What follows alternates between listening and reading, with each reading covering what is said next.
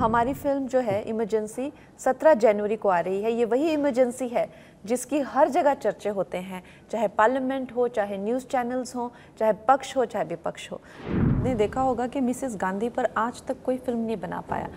एक फिल्म बनी थी किस्सा कुर्सी का, जिसका किस्से आज भी चलते हैं। आखिर में उन लोगों आत्महत्या डायरेक्टर को करनी पड़ गई थी। कई चीज़ों का सामना करना पड़ा, फिर संघर्ष चाहे स्टूडियोज़ को लेकर हुआ हो या फंड्स को लेकर रहा हो। इमरजेंसी लगाई क्यों थी उन्होंने, तो वो क्या केस था, क्या हुआ था, ये सब फिल्म अब आपको देखनी चाहिए।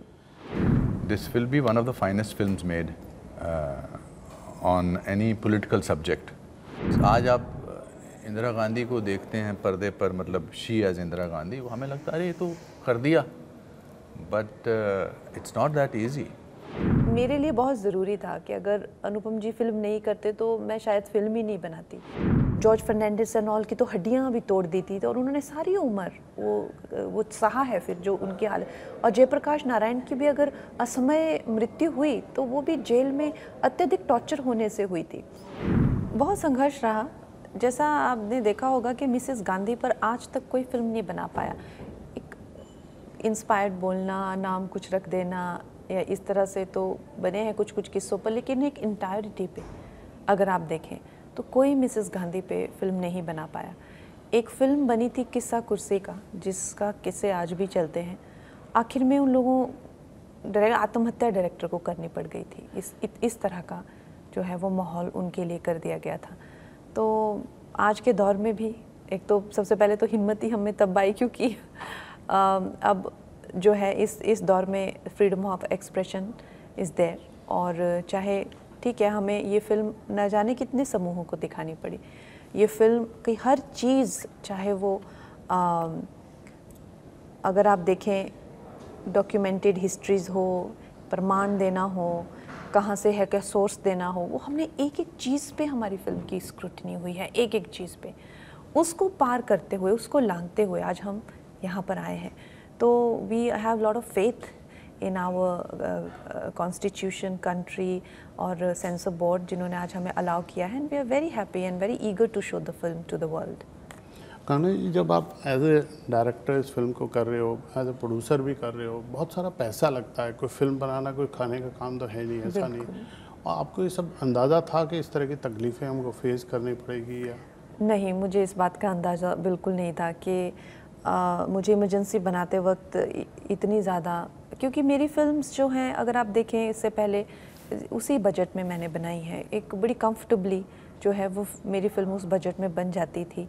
और हमेशा मेरे प्रोड्यूसर्स रिलेटिवली न्यू हुए हैं, ऐसा तो नहीं कि मैंने कभी किसी स्टूडियो के साथ काम किया हो या तो मुझे लगा मैं कर लूँगी, थोड़ी मुशक्क़त होगी लेकिन बन जाएगी। लेकिन कई चीज़ों का सामना करना पड़ा, फिर संघर्ष चाहे स्टूडियोज़ को लेकर हुआ हो या फंड्स को लेकर रहा हो, तो इस तरह के कई। और सबसे बड़ी बात कि ये चीज़ को लेकर सबको हमेशा से कॉन्फिडेंस नहीं था कि ये फिल्म बना तो दें लेकिन क्या कभी रिलीज़ हो पाएगी क्या नहीं। और ये भी था कि अब 24 इलेक्शंस तक ये बना पाएगी कि नहीं, फिर इलेक्शन के बाद क्या होता है क्या नहीं। तो ये इस करके ना ज़्यादा मुझे दिक्कतें आई। जो विरोधी स्वर उठते हैं उनका एक्सप्लेनेशन, अब तो सरकार भी ऐसा नहीं कि सरकार के विरोध से कोई फिल्म बना रहे हो या सरकार के पक्ष में कोई फिल्म बना रहे हो, आपका कोई एजेंडा ऐसा नहीं है, आप तो एक रियल कहानी दिखा रहे हो। आपकी फिल्म में एक ट्रेलर में हमने देखा डायलॉग है, राष्ट्रपति जी उसका विरोध कर रहे हैं, तो राष्ट्रपति जी को भी चैलेंज किया था ये रिसर्च टीम ने रियल। हाँ बिल्कुल बिल्कुल। मतलब वो एक इंसान की जिद थी, इमरजेंसी एक प्रधानमंत्री की जिद थी या पर्सनल एक एजेंडा था, क्या था थोड़ा सा जो ट्रेलर में दिख रहा मैं फिल्म एक्सप्लोर उस ये सब चीज़ें तो आप मुझे लगता है फिल्म के लिए छोड़ देनी चाहिए आपको फिल्म देखनी चाहिए, तभी इंटायरिटी में अब बोलने का मतलब है नहीं। मैंने एक्चुअली ये फिल्म इसलिए बनाई है क्योंकि बहुत ज़्यादा इस बात को लेकर चर्चाएं होती हैं, हमारे पार्लियामेंट में भी होती है, बाकी सोशल मीडिया पे भी होती है कि वाकई में हुआ क्या था। और बहुत सारी चीज़ें जो है वो बोलने भी नहीं दी जाती हैं कि एक्चुअली में माजरा क्या है, उस पर भी बहुत कि इमरजेंसी लगाई क्यों थी उन्होंने, तो वो क्या केस था, क्या हुआ था, ये सब फिल्म अब आपको देखनी चाहिए। खीर साहब, आपसे भी मैं पूछना चाहूँगा, आप इसमें फिल्म में जयप्रकाश नारायण की भूमिका में हैं, कितना पढ़ा आपने जेपी को इस फिल्म को करने से पहले, या क्या? मैं तो उस दौर से हूँ जिस दौर में मैं नेशनल स्कूल ऑफ ड्रामा में था, जब 1975 में इमरजेंसी लगी थी। बाकी मुझे खुद ज़्यादा रिसर्च करने की ज़रूरत नहीं पड़ी, क्योंकि कंगना ने सब कुछ करके आई थी, सबका होमवर्क खुद ही करके आई थी। अभी आप इससे पहले हम इमरजेंसी के बारे में बात कर रहे थे। आई थिंक अब टाइम आ गया है इस फिल्म की सिनेमैटिक ब्रिलियंस के बारे में बात करना चाहिए। हर फिल्म जो फिल्म मेकर बनाता है वो ऑब्वियसली रिसर्च करते हैं। This will be one of the finest films made on any political subject cinematically.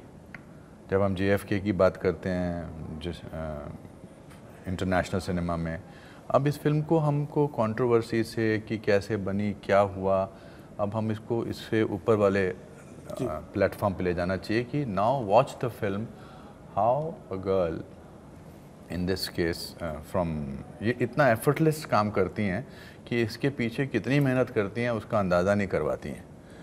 It is, आज आप इंदिरा गांधी को देखते हैं पर्दे पर, मतलब शी एज इंदिरा गांधी, वो हमें लगता है अरे ये तो कर दिया, but it's not that easy. इसमें इंटरनल अप्रोच जो की है, एक्सटर्नल अप्रोच जो की है, पूरी फिल्म को डायरेक्ट करना, एक्ट करना, I think she is one of the finest directors that I have worked with. Thank you so much. He's been so kind always, and I must say that you know, मेरी तो film के ये hero हैं। अगर आप देखें तो, अगर मैं एंटी हीरो हूँ तो ये हीरो हैं। तो मेरे लिए बहुत ज़रूरी था कि अगर अनुपम जी फिल्म नहीं करते तो मैं शायद फिल्म ही नहीं बनाती, क्योंकि to have his personality on screen and इनका जो फेस है, इनके फेस पे जो एक ऑनेस्टी है, जो ईमानदारी है, आप भी खुद समझेंगे कि अगर इस वक्त पे अगर ये नहीं तो कौन जयप्रकाश नारायण जी बन सकते हैं। इतने वो बड़े किरदार हैं और पॉलिटिक्स में सब उनको जानते हैं, लेकिन उनको भी जो है वो एक गुमनामी के अंधेरे में धकेल दिया गया। कोई उनका अंश बाहर नहीं आने दिया, कोई जैसे और नेताओं के साथ में किया। तो ये चीज़ भी इमरजेंसी से हमें पता चलती है कि कैसे कैसे दिग्गज नेता हुए जिनका आज हम नाम तक नहीं जानते हैं। और वो हमारे हीरो थे। मैं तो स्टूडेंट था, ड्रामा स्कूल का स्टूडेंट था, हालांकि he became the new hero of the youth of that time, who represented honesty, a certain amount of class, a certain amount of जद्दोजहद को कैसे उन्होंने वो रिप्रेजेंट किया है। और जो साहब आपकी फिल्म में एक बहुत इंटरेस्टिंग लाइन है, जयप्रकाश नारायण जी जेल में हैं, उन्हें भी पता है उनको जेल में किसने डाला, पूरे विपक्ष को इंदिरा गांधी ने जेल में डाला, और वो चिट्ठी लिख रहे हैं उनको। जी, ये डेमोक्रेसी की कितनी खूबसूरती उस वक्त हुआ करती थी। जी, अभी तो सब धरना प्रदर्शन चल रहा है या क्या है, इसके बारे में क्या सोच रहती थी?